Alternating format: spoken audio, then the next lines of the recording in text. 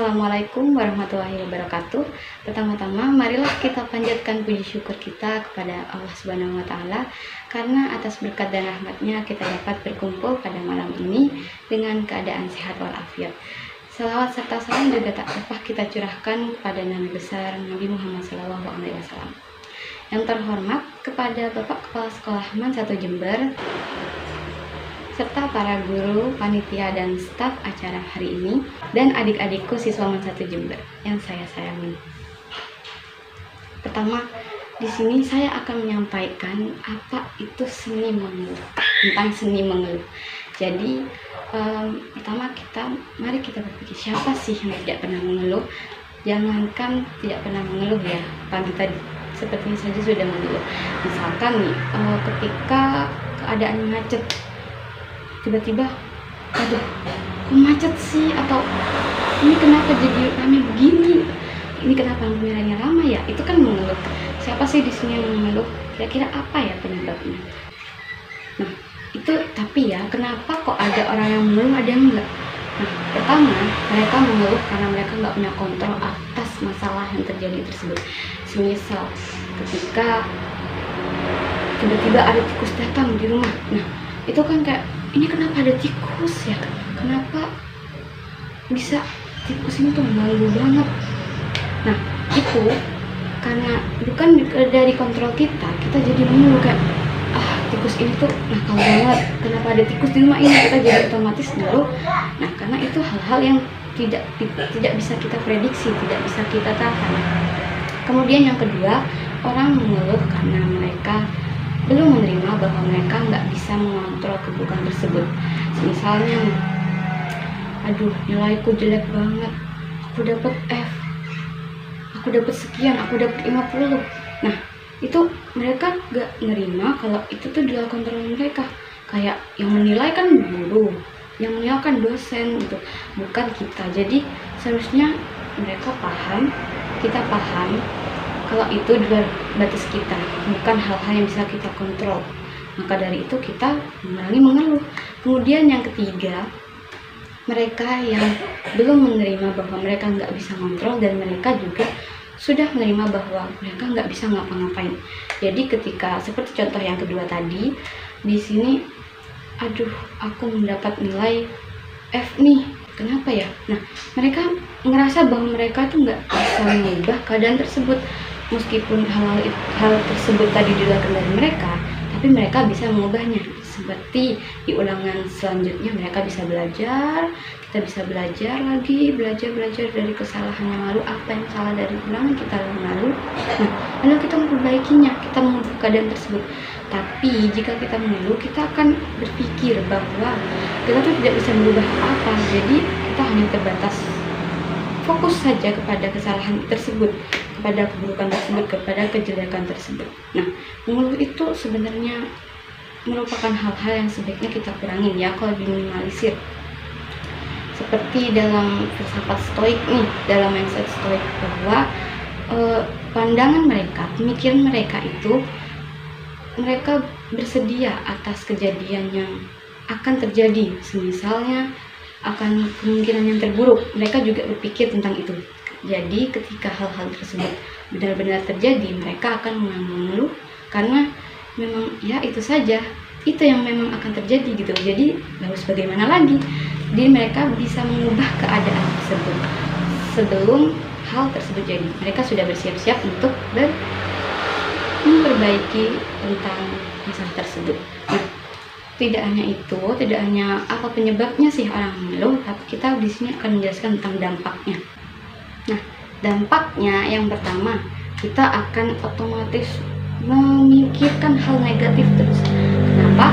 Karena ketika kita mengeluh, nah mengeluh ini apalagi yang sering ya, ketika kita mengeluh, otak kita tuh akan otomatis membentuk kebiasaan tersebut, karena otak ini akan otomatis melakukan sesuatu yang sudah biasa kita lakukan atau yang sering kita lakukan. Jadi ketika kita sering mengeluh, kita akan mengalami hal tersebut secara berulang karena otak sudah otomatis merekamnya.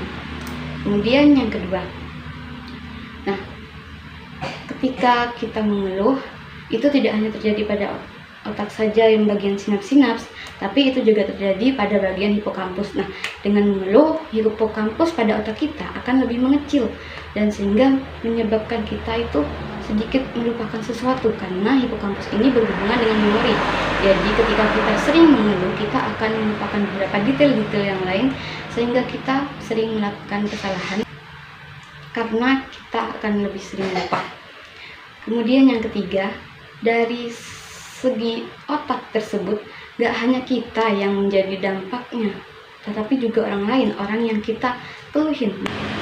Misalkan nih, kita mengeluh kepada teman kita. Nah, itu ketika kita mengeluh, teman kita kan otomatis bahkan, apa sih, kenapa? Gitu. Oh, iya ya. Nah, ketika kita mengeluh dan teman kita merespon juga, nah otomatis mereka akan pastinya merespon hal yang sama, hal yang serupa yang mendukung pernyataan kita. Jadi secara tidak langsung teman kita atau orang lain yang mendengarkan keluhan kita akan ikut merasakan emosi negatif, merasakan perasaan negatif, sehingga mereka itu berpikiran negatif pula.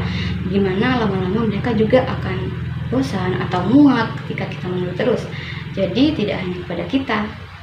Nah, oleh karena itu mengeluh, saya sarankan untuk tidak melakukan mengeluh, tidak memperbanyak mengeluh. Karena apa? Ya tadi dampak seperti yang tadi, dan selain itu prinsipnya nih ya, sebenarnya mengeluh itu nggak apa-apa, tapi asal ada batasnya, ada waktunya, dan ada tempatnya juga. Misalkan dalam sebuah pelayanan nih, misalkan kita ketika kita berada di coffee shop, misalkan waitersnya lama atau minumannya tumpah-tumpah mungkin ya, atau mungkin pelayanannya lama, antrinya lama, atau pesanan tidak kunjung datang. Nah, itu kan kita bisa mengeluh ya, kita kan pasti akan mengeluh tuh kayak, gimana sih restoran ini, gimana sih cafe ini, gimana sih coffee shop ini. Nah, itu kita mengeluh, tapi sebaiknya aku tidak menyarankan agar kita itu enggak mengeluhnya tuh kayak diposting di media sosial, entah itu di Twitter, Instagram, yang bersifat publik lah gitu. Tidak aku sarankan. Nah, karena apa? Karena ikut seperti yang alasan dampak yang tadi. Nah, orang lain ikut merasakan emosi negatif kita. Selain itu, kita kan juga nggak tahu dampak kedepannya tuh bagaimana. Dampak apa mungkin kita nanti akan kena cyberbullying, ataukah nanti kita akan mendapat respon negatif juga dari orang lain, seperti kayak kenapa kamu mengeluh ini dan lain sebagainya. Itu kan otomatis secara tidak langsung akan menimbulkan masalah-masalah ke belakangnya ya. Nah, permasalahan dari yang tadi yang tentang coffee shop itu bisa kita atasi nih. Misalkan saya seorang pemilik coffee shop tersebut. Nah, ketika ada customer atau ketika ada pelanggan yang mengeluh, dan mengeluhnya tuh langsung pada tempatnya, seperti di kotak saran, atau langsung menegur kepada waitersnya, pada anggota yang lain, pada staff yang lain. Nah, itu kita sebagai pemilik dari coffee shop tersebut atau restoran atau cafe tersebut, itu kita bisa memberikan feedback juga. Misalkan ketika ada yang merespon tentang pelayanan waitersnya, misalkan waiter ini lama, aku harus memberitahu pada ini. Nah, itu misalkan diadukan kepada staffnya, dan staff akan otomatis mengadu kepada pemilik perusahaan tersebut mungkin. Nah, itu kita perusahaan tersebut akan otomatis memberikan feedback seperti permintaan maaf, terus kemudian ada juga mungkin kompensasi atau penggantian, dan mungkin kita dapat berbicara lebih dalam lagi untuk mendapatkan feedback yang lebih bagus lagi. Nah, di situ kan kayak kita sebagai pelanggan mungkin ya kita bisa mendapatkan apa yang mau. Kita misalkan kopi kita bocor atau rasanya kurang tidak semesti bagaimana rasanya. Nah, itu ketika kita mendapat kompensasi, kita mungkin akan mendapatkan barang penggantinya. Jadi kita akan buatkan kopi kembali. Nah, selain itu otomatis kan secara tidak langsung kita mengeluh pada tempatnya, kita mengeluh kepada langsung staffnya. Secara tidak langsung kita telah membantu mereka untuk mengembangkan bisnis mereka atau perusahaan mereka secara tidak langsung kan. Nah, itu karena kan jadi sebenarnya pelayan ini, waiters ini bla bla bla, pelayanannya tuh kurang baik. Nah, sebaiknya kita itu meningkatkan kerjasama atau bagaimana agar si waiters ini agar bisa lebih memberikan pelayanan yang lebih baik. Nah, dari situ kan kita sama-sama untung ya, sebagai pelanggan kita mendapat kompensasi, kemudian sebagai perusahaan kita juga mendapat koreksi atas pelayanan kita, sehingga keduanya sama-sama nyaman nih. Nah, gak ada yang marah gitu. Karena apa? Karena tempat pengeluhannya itu baik dan kita mengeluh itu secara tepat langsung pada perusahaan tersebut atau sebuah coffee shop tersebut. Nah, itu kan jadi win-win solution gitu kan. Jadi gak apa untuk mengeluh selama itu ada batasnya, ada wajarnya, dan pada tempatnya.